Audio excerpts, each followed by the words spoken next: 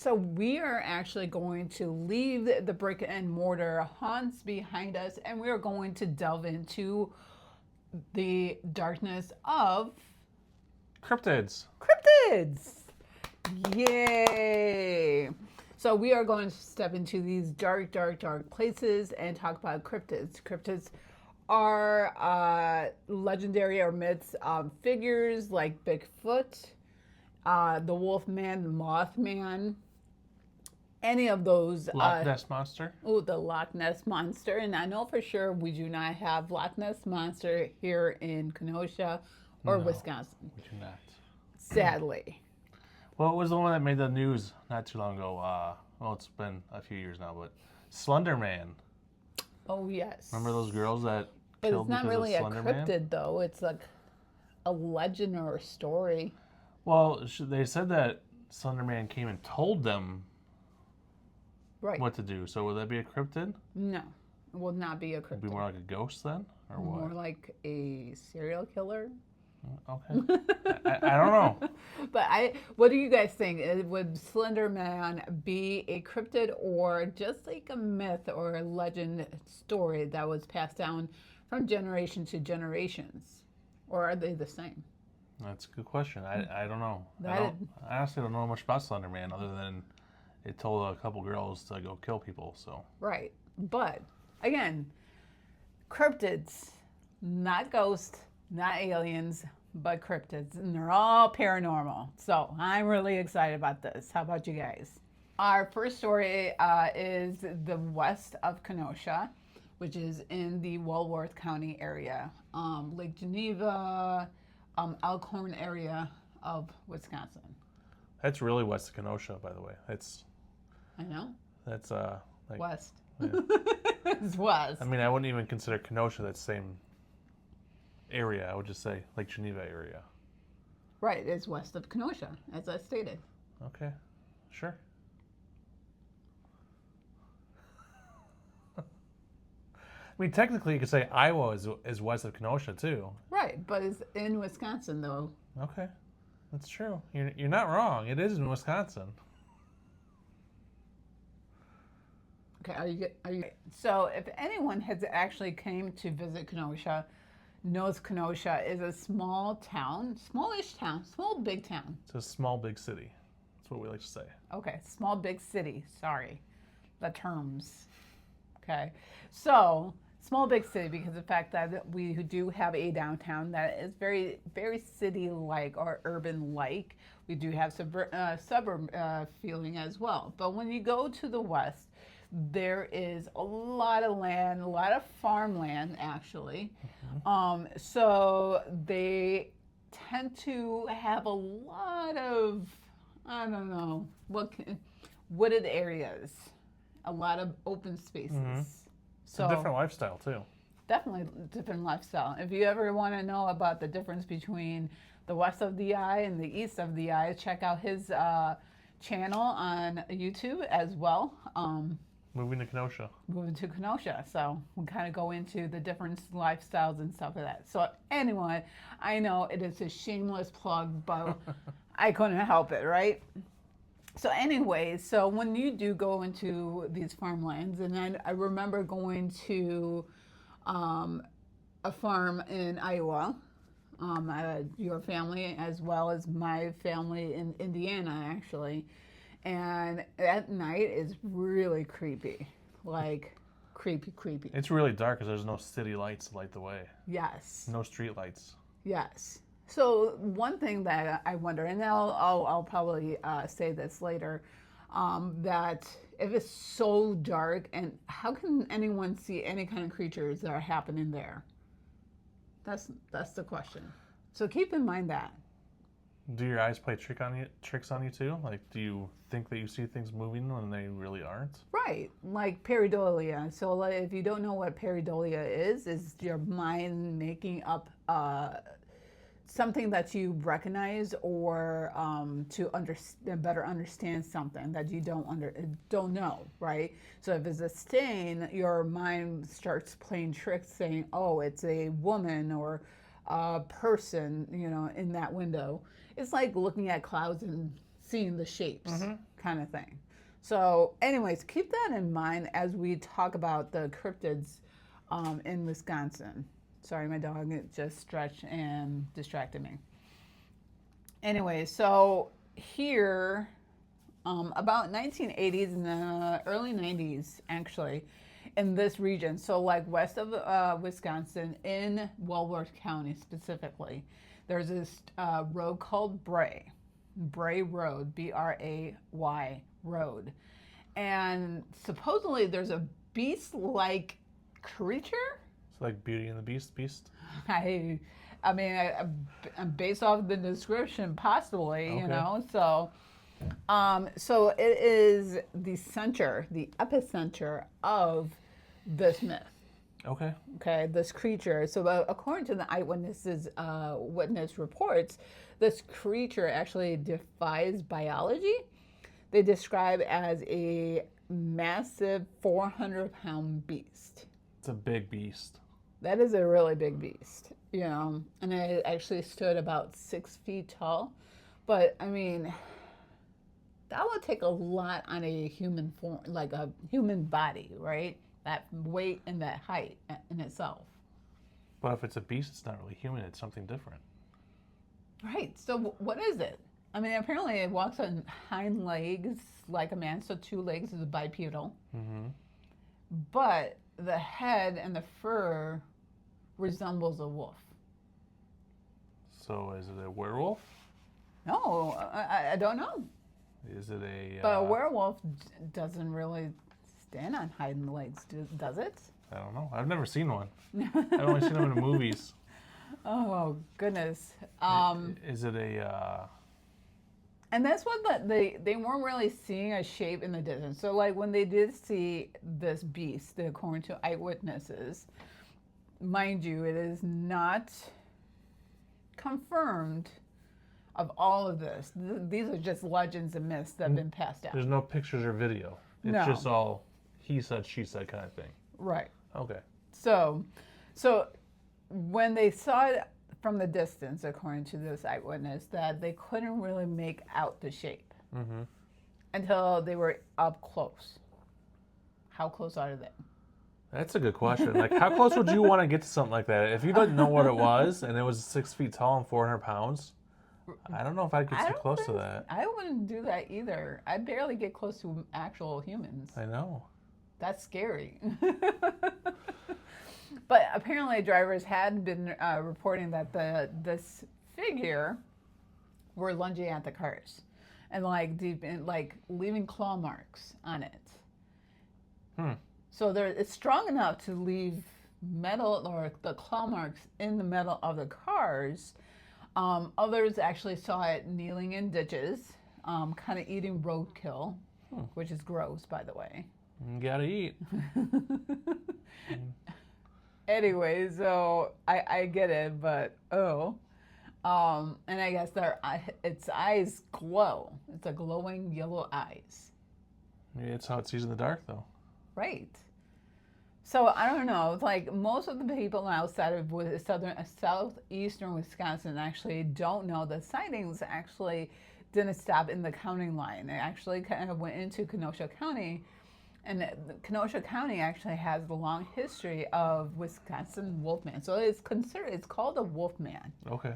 The Wolfman sightings, right? And I guess hunters and teenagers in a remote wooded back roads. I don't know why teenagers are there. We won't get into that. Don't know.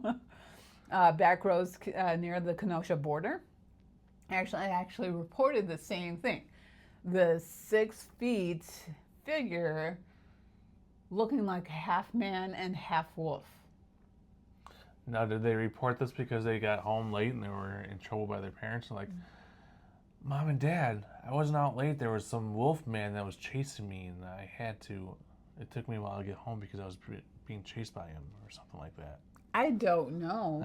I mean, like, I hate to err on the side of caution about paranormal just because, like, I want to know what other options are there. Is it a mental issue?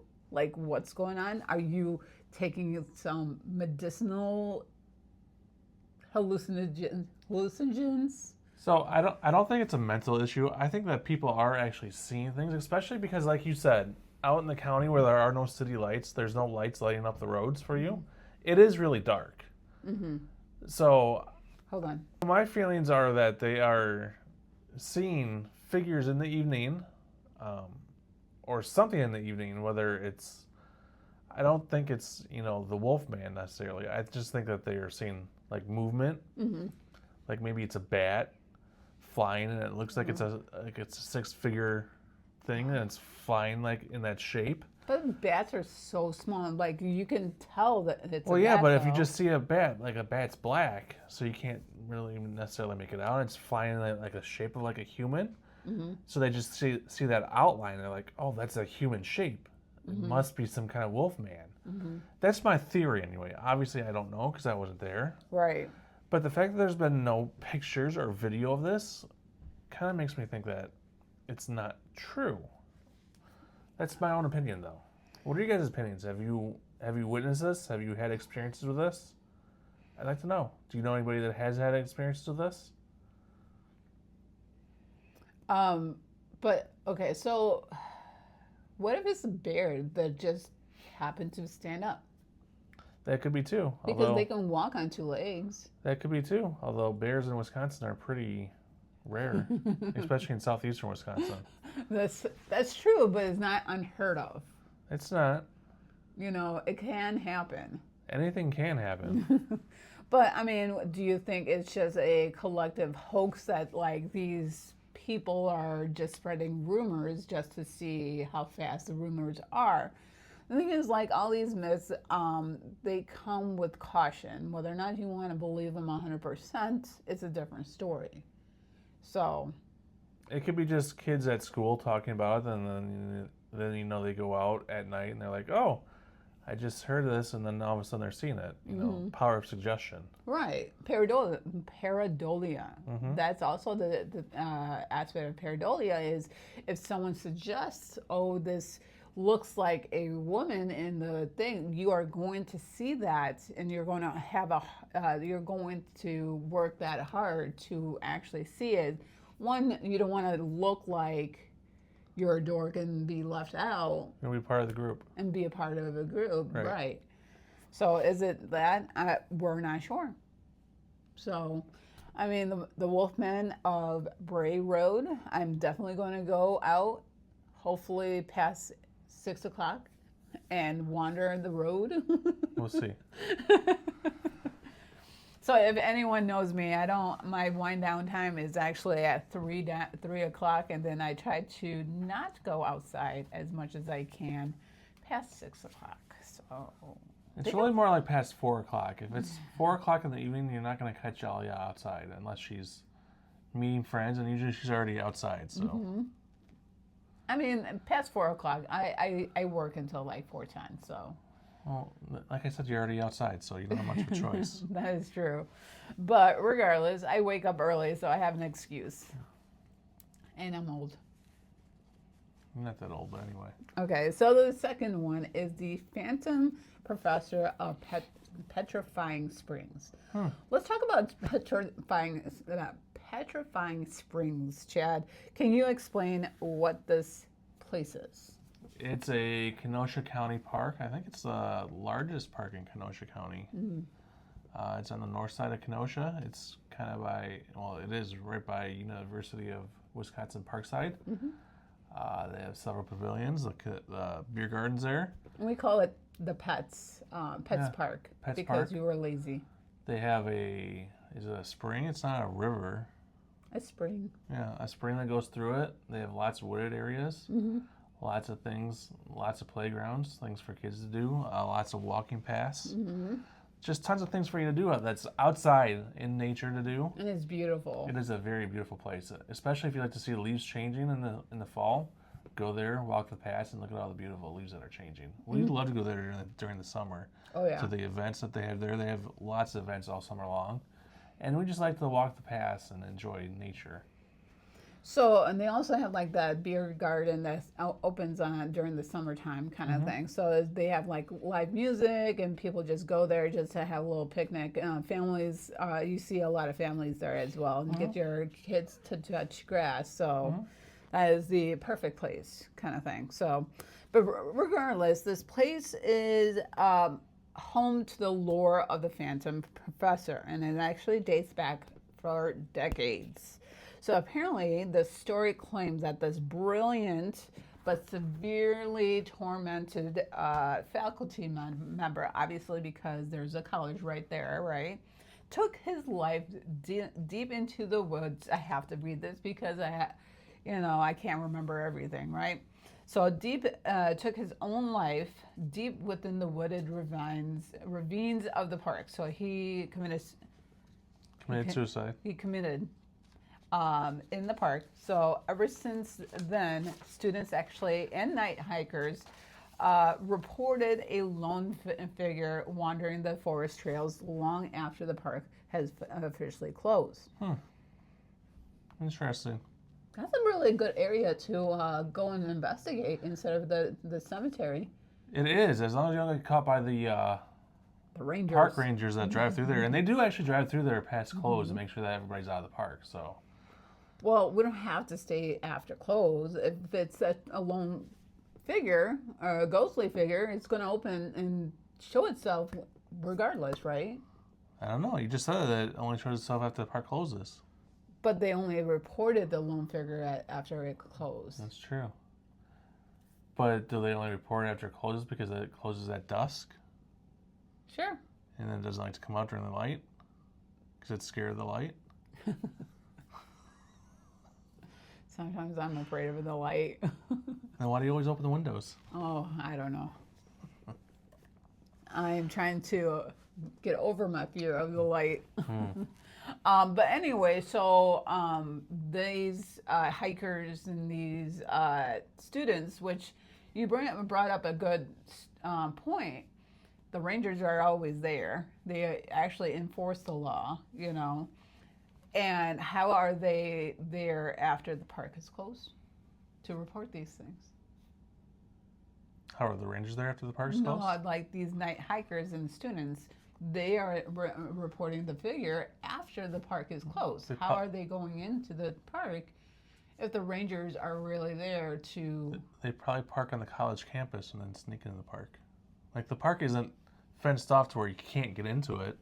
That's true. You can get into it. You're just not supposed to be there.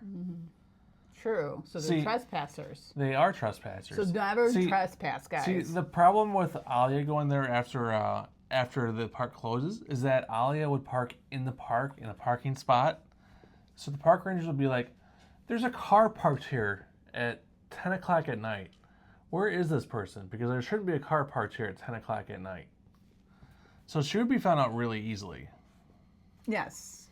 But if I'm going to do this the right way, I will not trespass. I do not condone trespassing. I will figure it out. No. But the thing is, like, even if, let's say, you go there in the evening, let's say in the fall or the winter when it gets dark earlier. Yeah, like 5. Yeah. When he come out? Or you experience that? I mean, according to legend, yes. Right. So, like, that's a good idea. One of my bucket lists, and it's close to us. Okay. Bucket list. But Local. the park still closes at dusk, so you still have to park outside the park and walk in. Well, we'll figure it out. Okay. So stay tuned for that video and seeing me run and screaming probably so I don't get caught. Anyway, so people have actually been describing this figure as this person wearing period dressing, obviously, old-fashioned, like a formal academic clothing. So he actually walks among the trees, just silent, keeping to himself. So if you try to approach him or call his name or call out to him, he doesn't actually run. He just simply steps behind a tree and vanishes. Well, what's his name? Okay, so I asked a really important question here. I got Alia to do some more deep diving research. So Alia, what'd you find out? So the name of this professor is unknown. No one knows his name. Okay. But we do know that he actually hung himself in the woods from a tree. I guess according to my research, because of malicious rumors spread by his students. And then again, there's no specific information about the rumors. I'm assuming, you know, that whole saying about assuming. So don't spread rumors about your teachers. Right. So I'm assuming the rumors were very bad, I guess. Scandalous, maybe? Scandalous. That he did not want to... Does it say what year this happened? It does not, actually. Supposedly happened? It does not say anything. I mean, again, it is because it's a legend, so there's no written documentation so that we can't know. It may or may not have happened. Right. So take this with a grain of salt, and it's interesting to talk about is the phantom professor that took his own life because of these rumors that were spread by his students. And I guess he just roams the night trails. Which, I mean, it's kind of cool because after doing the research and learning about the different cryptids here in Wisconsin, like, it's interesting because I didn't realize Kenosha actually has different areas for this, you know? Kenosha has a deep history of paranormal activity. Just have to actually look into it. I mean, I knew about ghosts because I can feel them everywhere. Sometimes I can see it. However, didn't know about cryptids in itself, you know? And I guess Petrifying Springs actually has a witch. Apparently, it was a local myth. It's a local myth that a witch who lived in an abandoned park house and actually used black magic to actually trap lost children inside trees. It's an interesting place to trap them. Right. But, and then I guess some trees have facial features. And again, it's pareidolia that you can look at a tree and you can make out a face. So according to legend and lore, that there's a black magic witch that lives in the park, in the house. I've seen lots of trees when we go on walks throughout Kenosha that look like they have faces in them. So, I mean, again, stay tuned for maybe a short that will go and investigate these little things. What the heck are you doing? I don't know. His phone is acting up right now. So anyway, so this is actually a really cool story, and it's very like close. It's like 10 minutes from us, and it's said that there's cold spots. So, and it'll be harder to determine the cold spots, especially if it's a cold day. You know. So that's every day for you. That's kind of true. I'm not gonna lie, but I mean, obviously, you can see and feel the different. You can see and feel the different of the cold spots. So, I guess the crickets stop, like cricketing, chirping, cricketing. Cricketing. I love that word, cricketing. Are we gonna start that like the Big Feet?